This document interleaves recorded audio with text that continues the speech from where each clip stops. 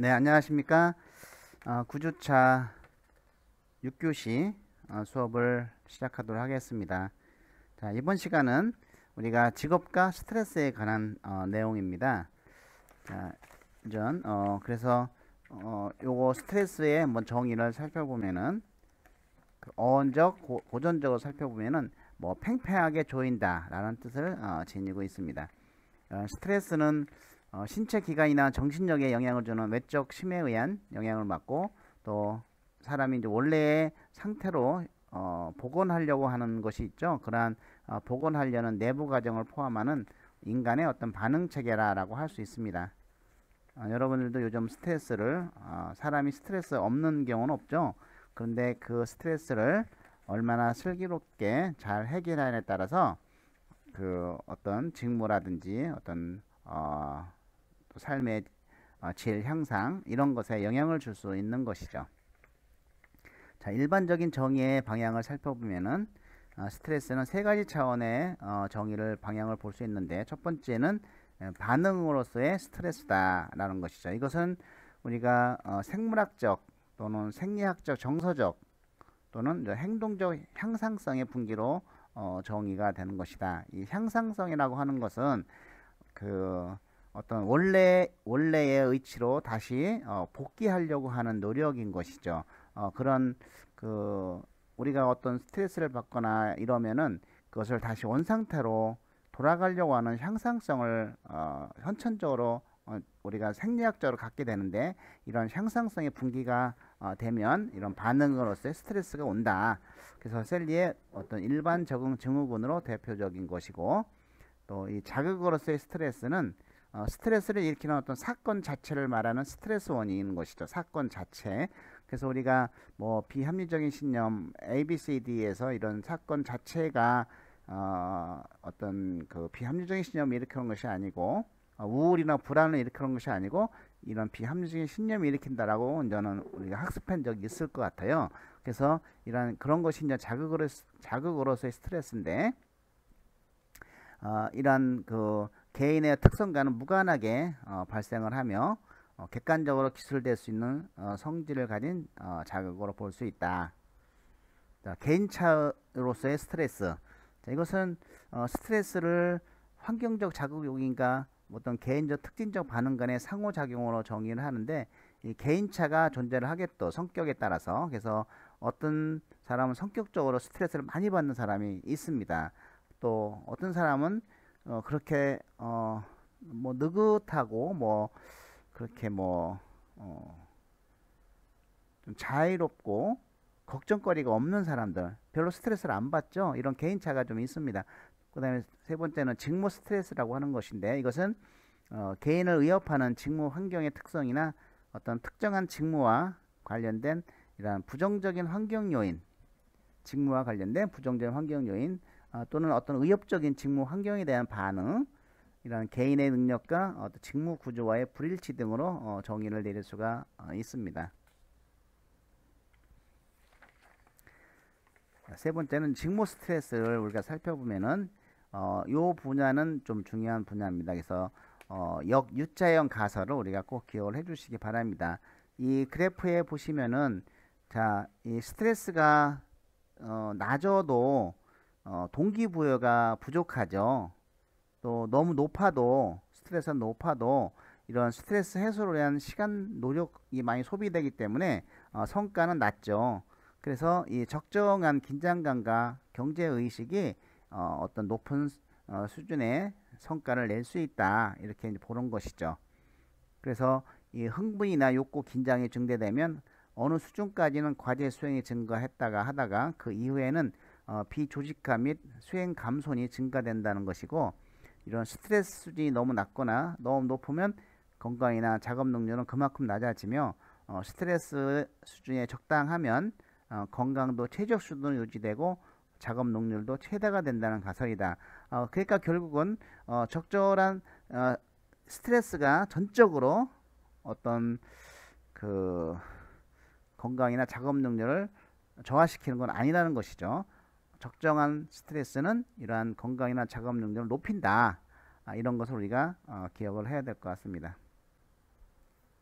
자, 유스트레스와 디스트레스가 있는데, 자, 그 첫 번째는 스트레스의 양면성인 것이죠. 그래서 이 스트레스는 개인에 있어서 긍정적이고 건설적인 측면과 부정적이고 파괴적인 측면을 동시에 가지고 있다. 전적으로 부정적인 측면만 있는 것이 아니라는 것을 우리가 기억을 좀 할 필요가 있습니다. 자, 이제 스트레스의 유형을 보면 유스트레스라고 하는 것은 스트레스의 반응이 좀 건강하고 긍정적이며 건설적인 결과를 말하고, 또 개인과 조직의 복리와 관련된 어떤 성장성, 적응성, 또 높은 성과 수준과 관련성이 있다는 겁니다. 디스트레스는 스트레스 반응이 건강하지 못하고 부정적이며 파괴적인 결과를 가져오는 것을 이제 디스트레스라고 하고, 뭐 질병, 노쇠, 사망과 관련된 심장병, 또 높은 결근율과 같은 어떤 개인적, 조직적, 역기능적 결과를 포함하는 것을 디스트레스라고 한다. 그렇다고 하면은 이런 스트레스의 효과는 어떤 것이냐라고 보면은, 이런 스트레스가 여러 가지 생활사의 전체적인 효과이며, 그것이 어떤 적응 반응이라는 욕구를 강화시킬 수 있다. 그래서 홈스와 레이는 이런 여러 가지 생활사에 대해 점수를 부여해서 만든 생활 변화 단위로 스트레스 효과를 분석하기도 하였습니다. 우리가 스트레스를 제일 많이 받는 것이 뭘 것 같아요? 당연히 배우자의 죽음이겠죠. 그래서 노인분들이 같이 살다가 한 분이 돌아가시면 스트레스를 많이 받는 노인은 얼마 살지 못하시고 돌아가시는 경우가 좀 많이 있고 있죠. 이러한 어떤 또 스트레스의 연장은 순서가, 자, 경계를 하고 경고를 하고 그 다음에 저항을 하고 소진한다. 이 순서를 우리가 기억을 해주시기 바랍니다. 자, 경계 반응기, 이것은 이제 경고라고 하는데, 스트레스 유발 요인이 오면은 초기에 긴급 반응을 나타내는 것이죠. 그래서 발열, 두통, 근육통, 관절통, 뭐 식욕 상실 등 일반적인 피로감 등을 느끼고 합리화 또는 부정과 같은 방어 기제를 사용한다. 우리가 스트레스를 느끼면 이런 방어 기제를 또 사용을 합니다. 그 다음에 저항을 하겠죠. 신체가 연장된 스트레스에 계속해서 반응해야 할 때 나타나는데, 이런 병균의 저항력이 약화되고 일궤양 고혈압 증세와 같은 적응 질환이 나타나는 것이죠. 경직된 방어 기제나 기타의 대처 방법을 사용하게 되고, 이런 만성적인 불안정이 있거나 어떤 신경질적인 사람은 보통 이 심리적인 스트레스의 두 번째 단계인 것이죠. 그래서 이런 스트레스는 사실은 인간의 어떤 면역력도 좀 저하시킬 수 있다라고 볼 수가 있지 않을까 생각이 듭니다. 그리고 이제 탈진기인데 소진인데 스트레스가 계속 연장되면 이 도달한 단계죠. 환각증, 망상증, 그리고 심한 정신분열증 환자의 어떤 기괴한 행동 특성이 나타나기도 합니다. 이걸 방치하게 되면 정신병자에게 나타나는 이 무감각한 상태, 일종의 심리적인 죽음으로 이런 티행하는 경향이 생기게 된다. 그래서 이런 스트레스의 반응은 이런 경고, 저항, 소진으로 이루어진다. 이걸 우리가 기억을 했으면 좋겠습니다. 네, 스트레스 연구의 접근 방법을 살펴보면은, 자, 스트레스를 외적 요인이나 외적인 심으로 보고 접근하는 경우, 이것은 이제 스트레스를 압력으로 보는 것이죠. 생활 속의 스트레스 인자를 찾아내는 것이 이제 중요하다. 그리고 이제 이 스트레스를 어떤 환경적인 자극이나 욕구에 대해서 사람들이 보여주는 반응으로 보는 것은, 이때의 반응이라는 것은 뭐 의궤양이 생기거나 심장박동이 빨라지는 것 같은 이런 생리적인 반응일 수도 있고 심리적인 것일 수도 있겠죠. 자, 세 번째는 스트레스를 사람들이 지각하는 욕구 수준과 그 욕구 수준에 맞추기 위한 어떤 개인의 자기 능력간 불균형의 결과로 나타나는 것으로 이제 보는 것이 있습니다. 두 번째는 이런 스트레스의 개인적, 사회적 요인을 살펴보면은 뭐 상황 여건에 따른 스트레스의 차이, 스트레스의 심한 정도는 어떤 상황 여건에 따라 차이를 달리할 수 있겠고, 이런 스트레스의 개인적 요인을 살펴보면은, 자, 성격 차이, 개인의 성격 차이라는 것이죠. 스트레스의 성격은, 강한 성격은 낙관성, 긍정적 사고, 외향적인 성격, 이런 사람들이 이제 스트레스에 강하고, 또 개인적 요인 자존감, 자존감 또한 중요한 요인 중에 이제 하나인 것이죠. 최적 수준의 스트레스란 뭐냐? 개개인은 자신의 스트레스 최적 수준을 발견을 해야 되는데요. 이러한 과소한 스트레스는 지겹고 이런 무감각한 존재가 되게 하며, 또 과다한 스트레스는 지나치게 체력을 탈진시켜서 질환 및 조기 노화를 초래하게 되니까 나의 어떤 최적 수준의 스트레스 상태는 어느 정도인가를 한번 발견을 좀 해보시기 바랍니다. 이런 것을 우리가 최적 수준의 스트레스라고 합니다. 자, 라자르의 이론을 살펴보면은, 자, 이 라자르의 이론 좀 기억을 해주시기 바랍니다. 자, 인지 평가적 과정을 중시하는데 의험도를 평가하는 1차 평가, 또 자신의 대처 자원을 평가하는 2차 평가, 그리고 세 번째는 1차 평가를 수정하는 재평가가 이루어지는 것이죠. 그런데 이거를 우리가 그 인지 평가적 과정을 1차 평가, 2차 평가, 3차 평가 이러면 틀린 것이죠. 그래서 1차 평가, 2차 평가, 3차는 1차 평가를 수정하는 평가, 재평가를 이루어진다. 그래서 1차 평가, 2차 평가, 재평가 이렇게 기억을 해주시면 되겠습니다. 이런 그 라자르의 이론은 스트레스 대처 자원에는 건강과 에너지, 긍정적 신념, 문제 해결 기술, 사회적 지지, 굉장히 중요한 사회적 지지, 물질적 자원 등이 있다고 합니다. 자, 우리가 이제 스트레스의 작용 원리를 살펴보면은, 자, 방어 기자가 있죠. 이거는 우리가 상담 이론에서도 이제 나왔는데, 이제 스트레스가 일어났을 때 우리가 그 정신분석적 상담에서 보면은 이런 방어 기자를 쓴다고 합니다. 그래서 이런 방어 기자가 무너지면은 이전 그때는 이제 어떤 심리적인 문제로 오는 것이죠. 적절한 이제 방어 기자를 쓰게 되는데, 자, 그 중에 억압과 억제가 있습니다. 억압은 자기도 모르는 사이에 그냥 무의식적에 집어넣는 것이죠. 그래서 의협적인 충격 및 생각이 자신의 의식세계 속에서 나오는 것을 저지시키는 것을 말하는 것이죠. 이것은 무의식적인 과정인 것이죠.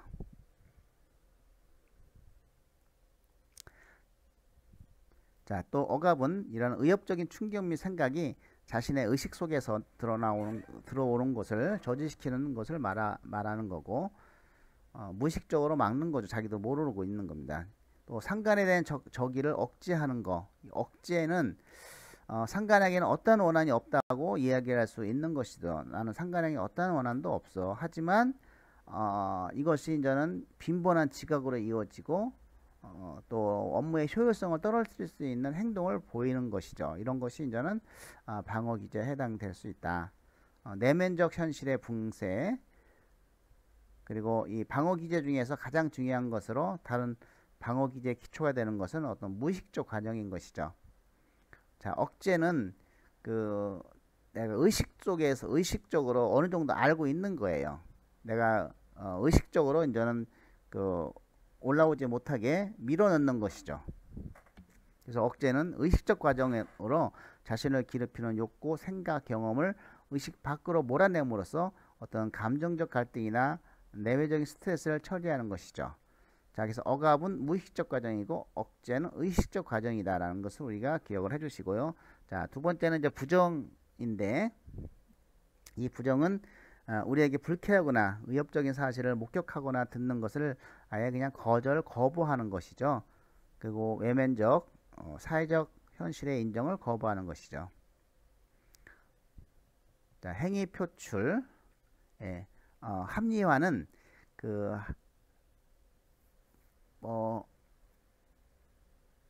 유명한 거 있죠. 그 심포도도 여호의 심포도도 그렇고, 이런 그 합리화는 그 합리적이고 사회적으로 받아들일 수 있는 방법을 찾아서 용납될 수 없는 자신의 행동을 정당화하려는 시도인 것이죠. 그래서 합리화는 어떤 의식적으로 거짓말을 하는 것과는 달리 자기 기말을 하는 것이다 라고 볼 수 있습니다. 그래서 사람들은 어떤 과오를 범하거나 또 실망하거나 실패할 때마다 자신을 합리화하려고 자동적으로 반응을 하죠. 예를 들어서 부정행위 학생은 자기 걸 합리화시키기 위해서 어떤 얘기를 하겠죠. 이런 불미스러운 동기나 행동을 극소화시켜서 자신의 행위를 정당화하는 것, 이것이 이제는 자신의 지책감, 아픔 및 한계를 인정하는 것보다는 뭐 당장에는 덜 고통스러운 거니까 이런 합리화를 하겠죠. 반동 형성은 반대로 하는 것이죠. 그러니까 받아들일 수 없는 욕망과 대립되는 과장된 감정과 행동을 취해서 그러한 욕망을 극복하려는 시도인 것이죠.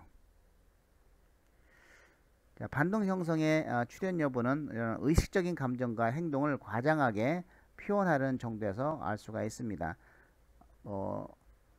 굉장히 지금 외롭고 쓸쓸한데 억지로 명료한 채 한다든지 이런 것들, 이런 사람은 자신의 우울함을 떨쳐버리고자 그렇게 하는 것일 수도 있습니다. 그래서 지나치게 명랑하거나 막 그런 학생들을 잘 보면은 어떤 가정적으로 좀 그러니까 어떤 행복하지 못한 그런 환경을 가지고 있을 수도 있습니다. 그래서 그런 어떤 환경을 보이기 싫어서 더 웃고 명랑하게 하려고 하는 것이죠. 행위 표출인데, 행위 표출은 수용될 수 없는 행동을 직접적으로 또는 상징적으로 표현함으로써 긴장을 이완시키는 것을 의미하죠. 자제력이 부족하고 또 도의심이 약한 사람은 자기의 불안을 제거할 수 있는 가장 손쉬운 방법으로 행위 표출을 택하고 있습니다. 그래서 자신을 위해서 희생하는 부모로부터 길을 쓰며 벗어나려고 하는 청소년들은 이런 침울, 태만, 낙제와 같은 부정적인 행위를 하게 하는 것이죠. 그래서 일부러 학교 규칙을 무시하는 학생, 또 성적 문란 행위 등은 이러한 행위 표출의 방어 기제라고 볼 수가 있습니다. 또 이 백일몽은 상상적인 행동을 통해서 자신을 어떤 긴장 상태로부터 구제하려고 하는 것을 말하는데, 이런 자신을 의대한 정보 영웅으로 대한 주제 속에 뭐 주인공으로 보든지 아니면 자기 자신을 타인의 희생물로 간주하는 것으로 보든지 하는 것들이죠. 타인의 비판 대신에 어떤 동정을 사려는 것일 수도 있습니다. 그래서 이러한 어떤 백일몽을 방어 기제로 사용하는, 백일몽을 이런 방위 기제로 사용하는 극단적인 예는 현실 사회보다 이 백일몽 속에서 항상 생활하는 정신병자에게서 찾아볼 수 있다라고 볼 수 있습니다. 정신병자에서 많이 찾아볼 수가 있습니다. 동일시는 뭐 자신의 불안이나 부족감을 피하기 위해서 다른 사람의 어떤 바람직한 점을 자신의 것으로 끌어들이는 것이죠. 그래서 스스로 인생에서 실패했다고 생각하는 사람이 뭐 사회적으로 성공하고 자신감이 넘치는 친구와 매우 절친하다고 느끼고 이를 지나치게 강조하는 것이죠. 그래서 뭐 이런 사람들이 누가 내 친구야 막 이렇게 사회적으로 성공한 사람들 끄집어내서 이야기를 하죠. 자, 보상은 어떤 동기를 직접 만족시킬 수 없을 때 이런 좌절과 불안에서 초래되는 이런 불쾌감을 감소시키기 위해서 부분적으로 만족할 수 있는 다른 목표나 활동들로 대치하는 것을 말하죠. 그래서 사람들과 친밀한 관계를 맺지 못한 사람이 이런 애완동물 기르거나 화초를 키우는 것이 많죠.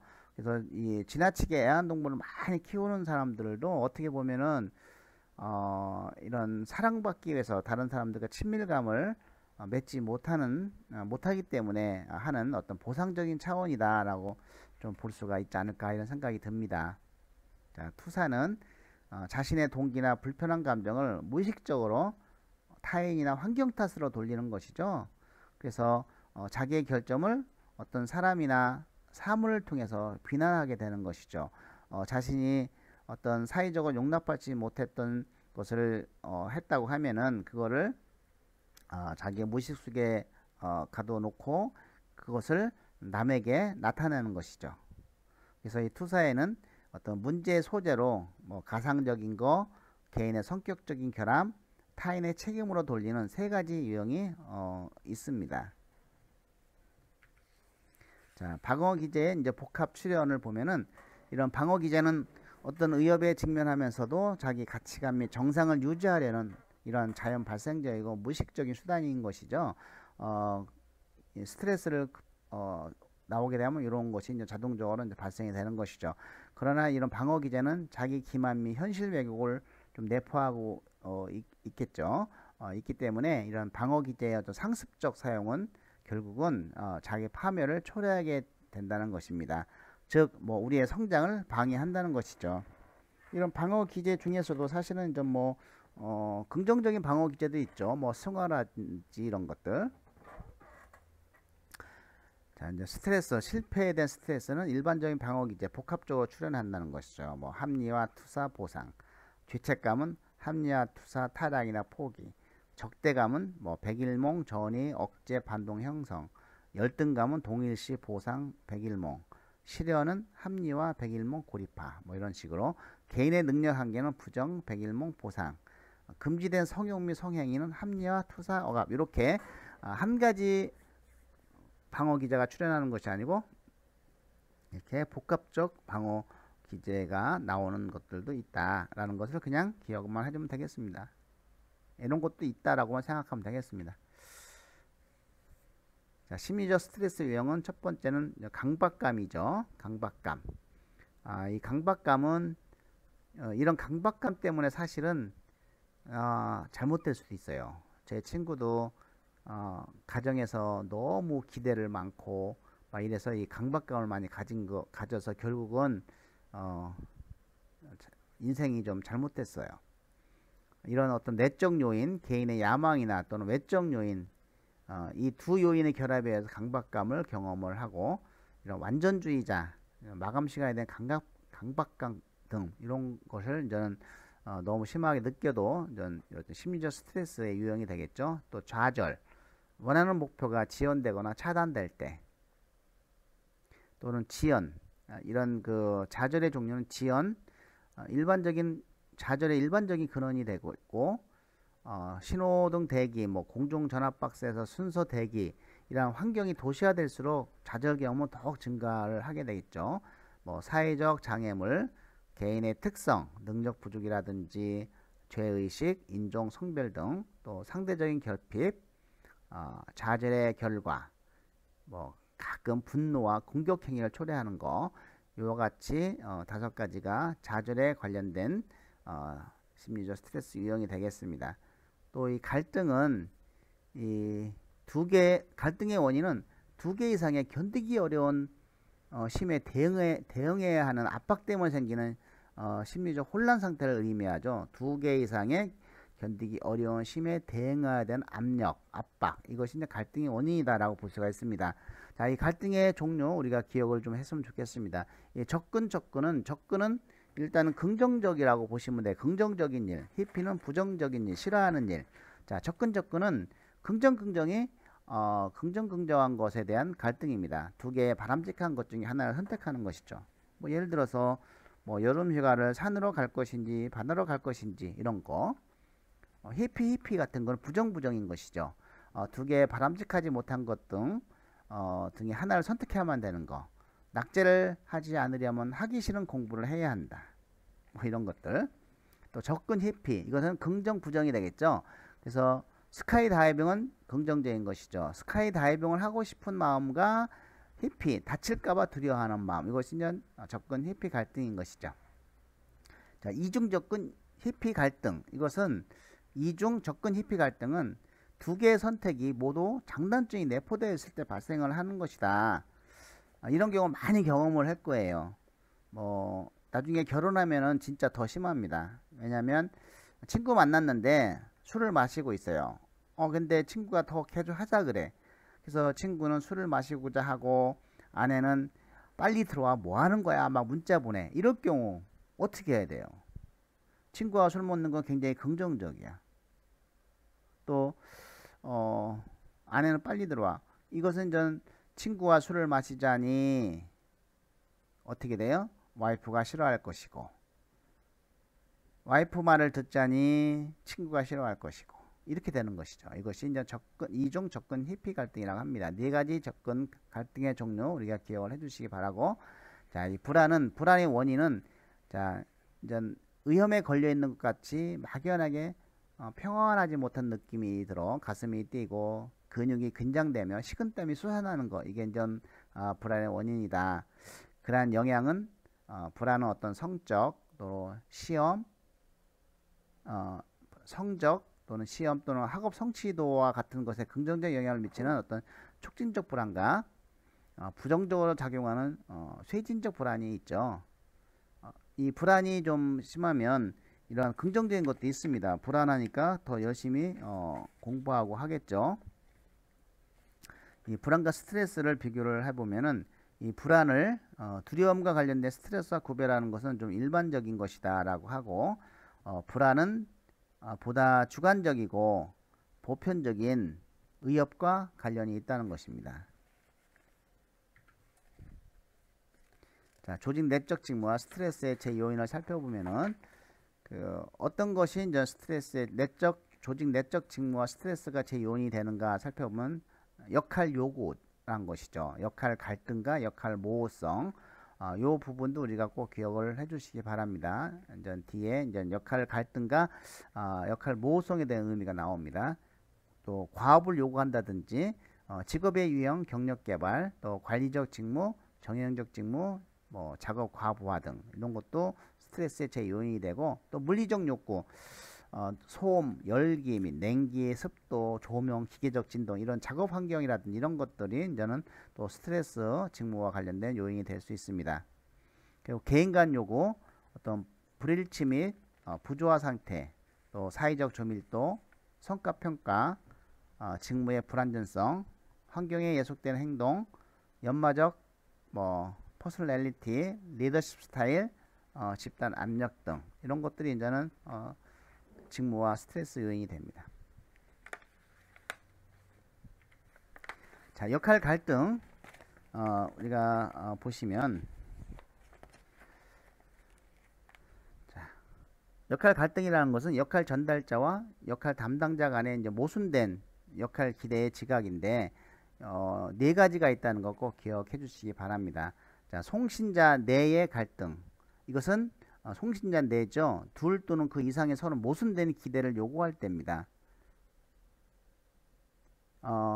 꼼꼼하게 하면서 빨리 해 이렇게 나가는 거죠. 뭐야 이거 꼼꼼하게 하는 거하고 빨리 하라는 얘기는 송신자 내 갈등이죠. 송신자 간은 서로 상반된 역할 기대를 역할 담당자에게 전달할 때죠. 상사와 부하의 요구가 다를 때, 이런 중간에서 상사는 이렇게 얘기를 하라고 하고 부하는 이렇게 요구를 할 때 중간 관리자는 이렇게 송신자가 갈등을 느끼게 되겠죠.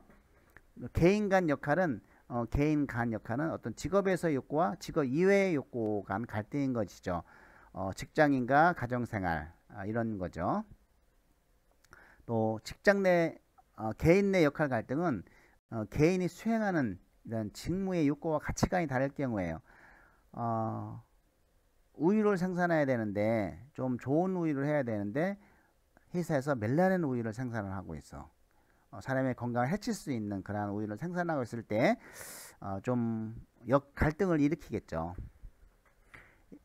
자, 이런 것들이 이제 역할 갈등의 네 가지 사항 나타나고, 자, 니콜슨과 고흐는 이런 작업 환경이 공식적이고 구조적인 조직은 이런 구조적인 변수에서 역할 갈등이 발생하고, 이런 또 비구조적인 조직은 인간관계에서 역할 갈등이 발생한다고 하니까, 자,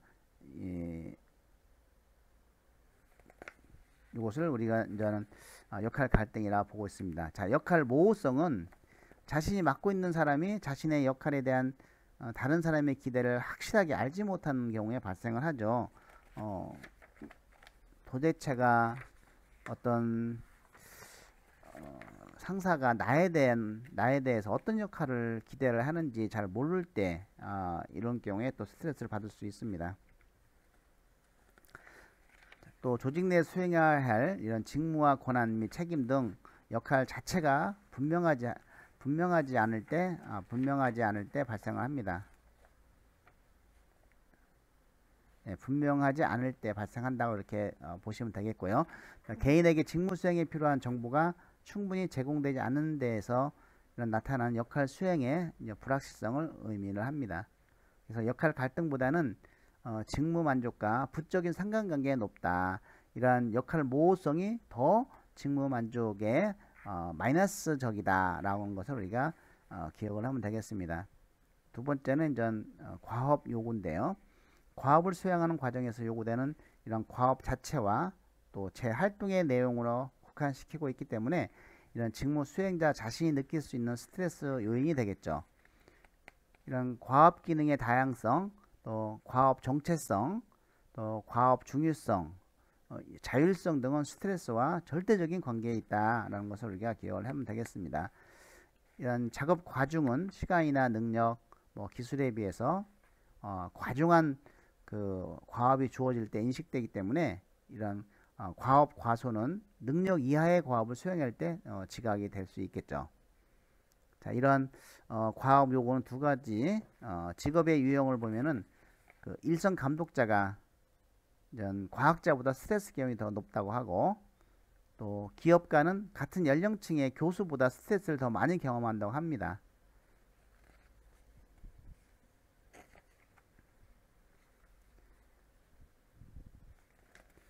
자, 그리고 경력 개발 단계별 이제 스트레스를 살펴보면은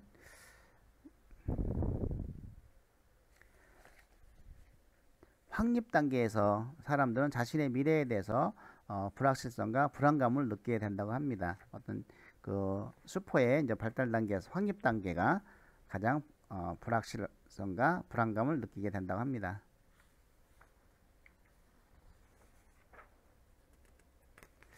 예, 이제는 스트레스 연구에 의해서 조직 내적 직무와 스트레스의 제 요인을 살펴보도록 하겠습니다. 자, 이제 확립 단계에서 그러한 스트레스를 좀 많이 받는데, 이 확립 단계에서는 직무 수행에 필요한 정보를 준비하고 직무에서 안정을 추구하는 데 있어서 어떤 경영자의 영향력이 크게 작용하기 때문에 경영자의 관계가 매우 중요하겠죠. 그리고 이제 발전 단계에서는 직무에 대한 진념이 강하게 되니까 과업과 가정생활과의 창충이 되겠죠. 정말 40대 이후부터는 정말 밤 막 12시 막 이렇게 들어오다 보니까 이 가정생활과 굉장히 상충이 됩니다. 스트레스를 지각하게 되고, 유지 단계에서는 이 경력 좌절이나 팁으로 인한 두려움으로 인해서 조직에 대한 부정적인 태도를 갖게 돼서 스트레스를 경험하게 되죠. 그래서 이러한 단계를 거치면서 이제 신체적 노화나 능력 차원에서 이제 경력상의 정체 및 상승을 경험하는 그런 고원 단계를 거치게 되는 것이죠. 관리적인 직무, 정의연적인 직무, 작업 과부하, 또 직무의 불안정성, 성과 평가, 또 경계에 걸치는 활동, 이런 것들이 이제는 조직 내적 직무와 스트레스의 제 요인이 된다는 거 우리가 기억하면 되겠습니다. 자, 관리적 직무는 시간적 제한과 성과 평가 활동과 같은 다양한 요인에 의해서 야기가 되고, 정형적 직무는 개인의 능력, 재능, 기술을 충분히 이용하지 못하는 직무를 수행할 때 이제 정형적 직무에서 스트레스의 요인이 되고, 또 작업 과부하는 양적 과부하와 질적 과부하가 있겠죠. 그래서 직무 수행에 필요한 권한을 갖고 있지 않느냐고 느낄 때 나타나는 것이죠. 그리고 직무의 어떤 불안정성, 예산 축소, 조직 규모 축소, 또 구조조정의 영향으로 직무의 불안정성이 가질 때 스트레스의 원인이 되고, 성과평가가 이루어질 때, 또 이 경계에 걸치는 활동, 경계에 걸친 활동은 대표적인 직무는 판매, 조달 및 기업 정보 활동 등인 것이죠. 예를 들면은 병원에서 의료진과 이제 관리직 상호 간 관계, 그리고 제조회사에서 어떤 기술부서와 제조부서 상호 간 갈등, 이런 것들이 이제는 직무와 관련된 이제 스트레스의 요인이 된다. 또 물리적 욕구는 소음, 열기 및 냉기, 습도, 조명, 기계적 진동, 이런 것들이고, 개인 간의 욕구는 지, 불일치, 사회적 밀도, 연마적 인성, 리더십 스타일, 집단 압력 등이 되겠습니다. 자, 이 개인적 결과는 이런 스트레스에 일반적인 영향을 미치는데, 그 스트레스의 어떤 일반적 영향은, 이런 직무 스트레스는 조직 구성원의 심신이 정상적인 기능에서 이탈할 수밖에 없도록 이런 직무 관련 요소들이 작업자와 상호작용해서 그의 어떤 생리적이고 심리적인 상황을 변화시키는 것인데, 이런 스트레스가 개인에게 미치는 영향은 뭐 다양하죠. 뭐 생리적 증상으로 일어나는 피로, 수면 장애, 소화 장애 등의 증상이 일어나고, 심리적인 증상, 또 우울, 불안, 분노, 긴장, 권태감 이런 소진 증세까지 나타나죠. 이런 조직의 결과는 단기와 장기의 효과가 있는데, 조직에 대한 스트레스는 단기적으로는 긍정적일 수 있다. 그러나 장기적 내지는 고도의 스트레스를 받게 되면 결국은 성과를 저하시킬 수 있다라는 것입니다. 이런 스트레스 성과 모형은 우리가 그 적정량의 스트레스 꼭 필요하죠. 개인의 작업에 대한 노력을 양양시키고 창의성과 성실성을 높여 조직의 성과를 높이지만, 또 지나친 스트레스를 받게 되면 질병을 일으키거나 결국은 이직, 사고, 실수 등의 빈발 등으로 어떤 반응을 하게 되겠죠. 그래서 성과가 감소하게 된다고 봅니다. 그래서 이런 부정적인 영향을 끼치는 이런 파기적인 형태로 볼 수가 있겠다.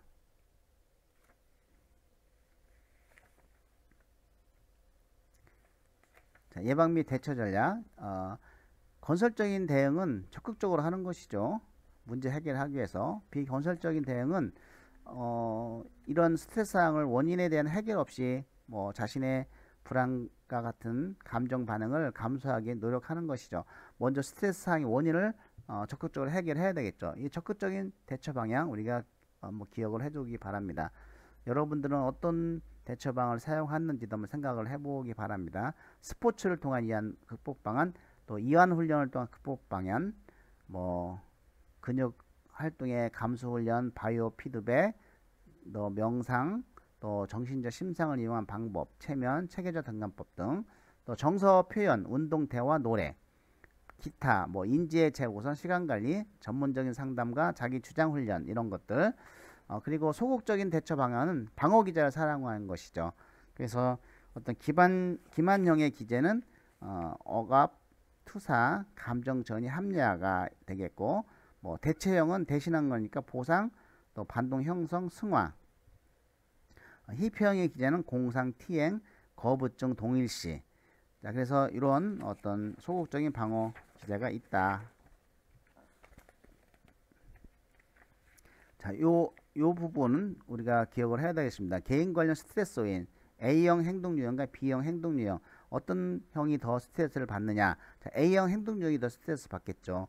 A형 행동 유형은 경쟁심이 심하고 성급하고 긴박하게 행동하고 항상 서두르고 적개심, 공격심이 강하고 장시간 노동을 하고 이완 상태를 항상 미루고 자신의 성공을 타인의 성공과 비교하고 또 사람들과 정서적으로 접촉하는 경우가 드무는 사람들, 이게 B행동 유형이고, A형 행동 유형은 A형보다는 B형이 스트레스를 덜 받습니다. 생활을 향유하고 일에 노예가 됨을 거부하고 적개심이나 불필요한 경쟁심을 갖지 않고 이런 유머와 센서가 있고 자신의 실패에 대해서도 미소를 지을 수 있고 작업의 질에 관심을 갖는 경향, 요거 개인 관련 스트레스인 우리가 기억을 해두시기 바랍니다.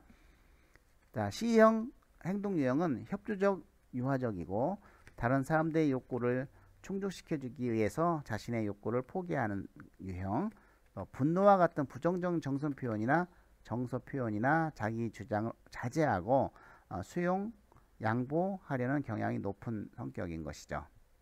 자, 조직의 스트레스 관리는 우리가 과업 재설계를 한다든지 참여 관리를 한다든지 역할 분석을 한다든지 개인의 역할을 분명하게 정의를 내려주는 것이죠. 또 경력 개발을 한다든지 융통성 있는 작업 계획을 추진한다든지 목표 설정한다든지 팀 형성한다든지 이것이 조직의 스트레스 관리다 라는 것을 우리가 개인 관련 스트레스 요인과 함께 알아주면 좋겠습니다. 자, 조직과 개인의 상호 조정, 사회적 지원 우리가 꼭 기억을 해주시기 바랍니다. 어려운 용어는 아닌데요. 이런 그 사회적 지원의 뜻은 개인의 대인관계로부터 제공되는 다양한 지원을 말하는 것이죠. 그래서 스트레스 상태에 있는 사람을 정서적 또는 물리적으로 의료화해서 안정을 찾도록 해주는 것입니다.